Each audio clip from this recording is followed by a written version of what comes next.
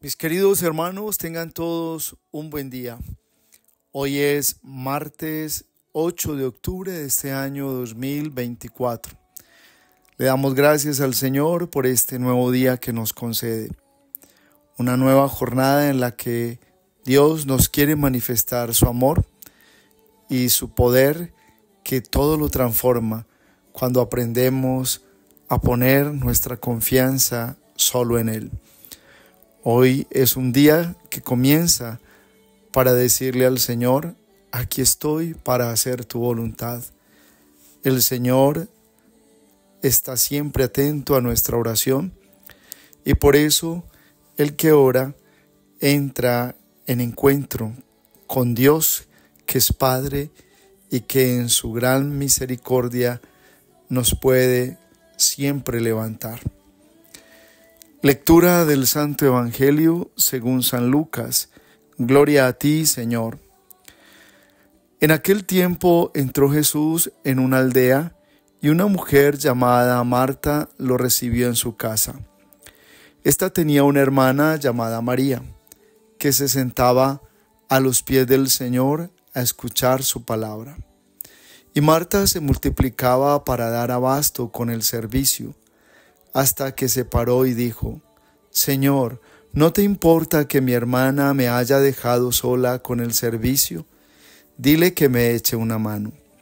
Pero el Señor le contestó, Marta, Marta, andas inquieta y nerviosa con tantas cosas. Solo una es necesaria. María ha escogido la mejor parte y no se le quitará. Palabra del Señor. Gloria a ti, Señor Jesús. Mis queridos hermanos, la palabra de Dios en este día nos lleva sobre todo a valorar lo que es el encuentro con Él. Es tan importante cuando aprendemos a conocer al Señor a través de la obra del Espíritu Santo. El Espíritu Santo es el que nos convoca, es el que nos lleva a esa experiencia misma de vivir a Jesús que está resucitado. Y esto solo puede suceder en la oración y en momentos que Dios prepara para que nosotros reconozcamos el señorío de su Hijo y a partir de allí rindamos nuestra vida, nuestra voluntad a la obra que Jesús como Hijo de Dios quiere hacer en el corazón de los que creen en Él o creemos en Él y también quienes hemos tomado la decisión de seguir al Señor. La primera lectura está tomada de la carta del apóstol San Pablo a los Gálatas y es muy especial porque el apóstol Pablo habla de su pasado. Todos tenemos un pasado, sobre todo cuando sabemos que la gracia marcó un antes y un después en nuestra historia. Todos tenemos un pasado que queda atrás como la mejor expresión de que Dios ha tenido amor, paciencia con nosotros y nos ha llamado a un reino de gracia y de bendición, el que ahora vivimos por el perseverar en los caminos del Señor y por tener nuestros ojos puestos en Jesús, el autor y consumador de nuestra fe. Pero es muy especial la primera lectura, lo digo, porque Pablo habla de su pasado y él no lo esconde. Le dice a la comunidad de los Gálatas, le dice, ustedes se acuerdan de mi antigua conducta o de mi conducta pasada, cómo yo perseguía a la iglesia y creía que lo estaba haciendo bien, que al enfrentarme con todos los hermanos de la comunidad y llevarlos presos era mi hazaña o lo mejor que hacía. Y él habla como camino de Damasco el Señor se le apareció. Dice así el texto, pero cuando aquel que me escogió desde el seno de mi madre y me llamó por su gracia, se dignó revelarme a su Hijo en mí.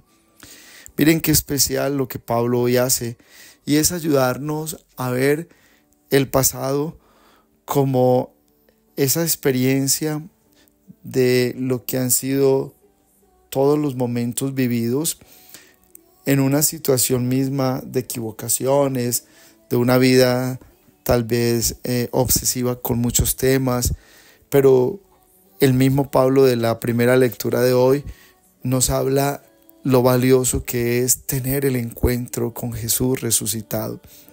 Porque el que se encuentra con Jesús resucitado tiene que dar prueba de que de verdad lo encontró. Y esa prueba se da cambiando de vida.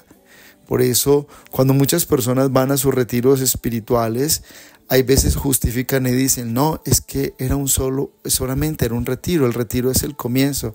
No, pero si te encontraste con Cristo resucitado, la mejor prueba de haberte encontrado con Cristo resucitado es que tu vida cambió, se partió en dos. Atrás quedó tu pasado y ahora comenzó una vida nueva en la obediencia a los mandamientos, una vida nueva no volviendo a hacer lo que antes hacía, que eso desdice y desdecía de tu propia experiencia de ser una persona de bien moralmente.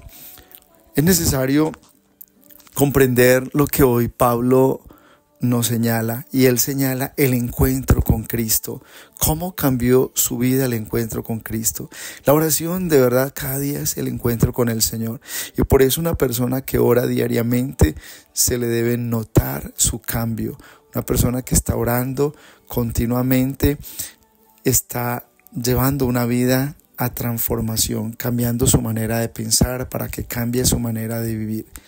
Por eso Pablo alude a esos momentos cruciales de su conversión.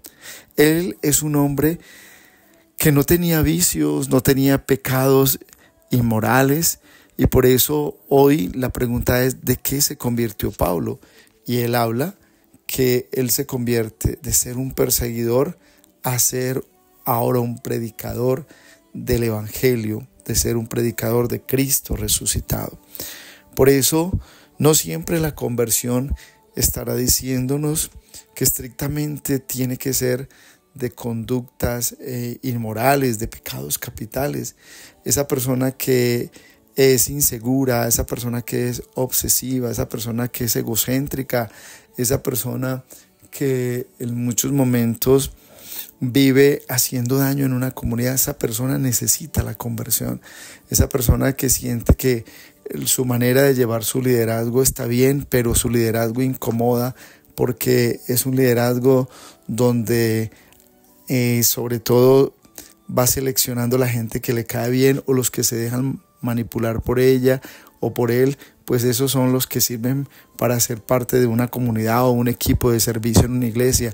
Esa persona que manipula es la que tiene que convertirse, así como Pablo lo está diciendo en la misma experiencia de la primera lectura, porque la conversión es cuando nos damos cuenta que tenemos un pasado de situaciones que necesitan de la luz de Dios para ser hombres nuevos, mujeres nuevas.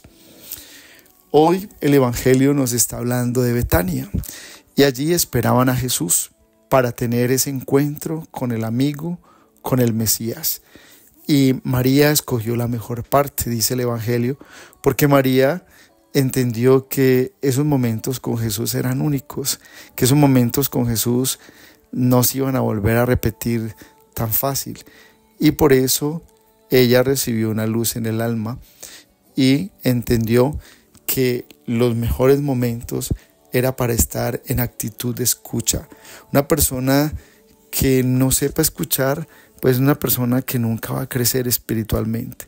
Hoy muchas personas están enmarcadas por la ansiedad, todo lo quieren decir, a todo mundo le quieren contar sus problemas y a todo mundo le muestran que han sido víctimas de situaciones, y cuando usted les habla lo interrumpen y no escuchan.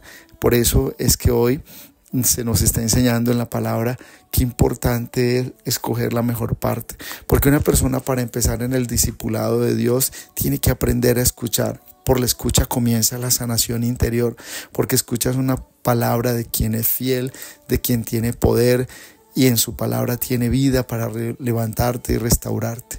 La sanación interior comienza por la escucha, y allí es donde entendemos esta parte de María como la que escogió lo mejor para poder ser gozosa en su camino como discípula del Señor.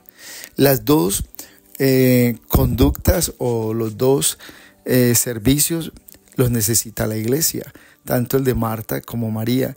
Necesitamos una iglesia comprometida en la caridad, necesitamos hermanos que están siempre disponibles a servir, hermanos que se ocupen gozosamente de las cosas de Dios. Por eso la iglesia siempre ha considerado, y San Agustín lo decía, las dos tienen un significado. Tanto Marta como María expresan una verdad espiritual. Marta habla de la vida terrena que debemos vivir en servicio a Dios. María señala ya lo que va a ser la eternidad, estar con el Señor por siempre, cuando el tiempo no pasa, cuando su palabra lo hace todo y lo renueva todo. El encuentro cada día con el Señor nos llena de fuerza y de esperanza para avanzar en los caminos como hoy hacen estas mujeres de Betania. Y la bendición de Dios Todopoderoso, Padre, Hijo, Espíritu Santo, descienda sobre ustedes y los acompañe siempre. Un abrazo en Cristo Jesús y bendecido martes para todos.